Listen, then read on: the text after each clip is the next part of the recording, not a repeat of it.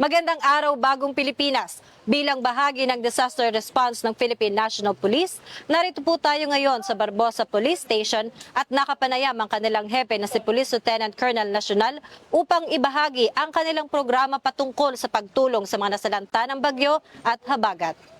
Sa kabila ng hamon ng masamang panahon, patuloy ang Barbosa Police Station sa pagtulong sa ating mga kababayan na apektado ng bagyo at pagbaha. Kamakailan ay mabilis sa tinulungan ng mga personal nito ang isang dialysis patient na na-stranded sa baha.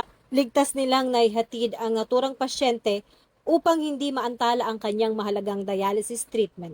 Tuloy-tuloy rin ang pagresponde at pagbigay ng libreng sakay ng kanilang istasyon sa mga stranded na commuter gamit ang bangka para sa rescue operations lalo na sa gabi. Malaking tulong din ang inhandog nilang libreng sakay sa mga kababayang nahihirapang byumahe dahil sa baha na nagbigay ng ginhawa sa ating mga residente. So ngayon po, meron tayong search and rescue team at tuloy-tuloy pa rin ang police assistance ng ating mga kasamahan dito, lalo na sa mga commuter, nagkakaroon din tayo ng libreng sakay. Tuloy-tuloy pa rin ang pagmonitor ng kanilang himpilan sa lagay ng panahon upang masiguro ang kaligtasan ng mamamayan.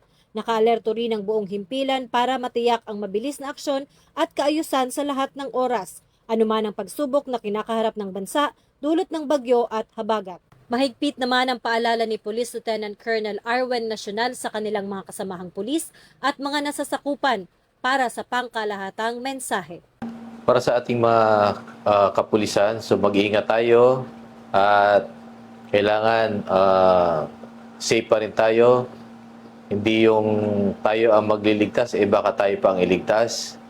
So, kailangan alamin natin kung safe yung gagawin natin. Pag safety, go tayo. Pag hindi, iwas-iwas muna ng konti. Baka magkamali tayo pa ang ililigtas.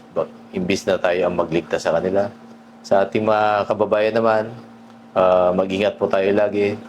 At huwag na po tayong sumuong kung may mga baha at kung wala na tayong gagawin. Mula rito sa Barbosa Police Station, Manila, ako po ang inyong Police News Network Correspondent, Patrolwoman Maria Sara Bernales, alagad ng batas, tagataguyod ng Balitang Pulis.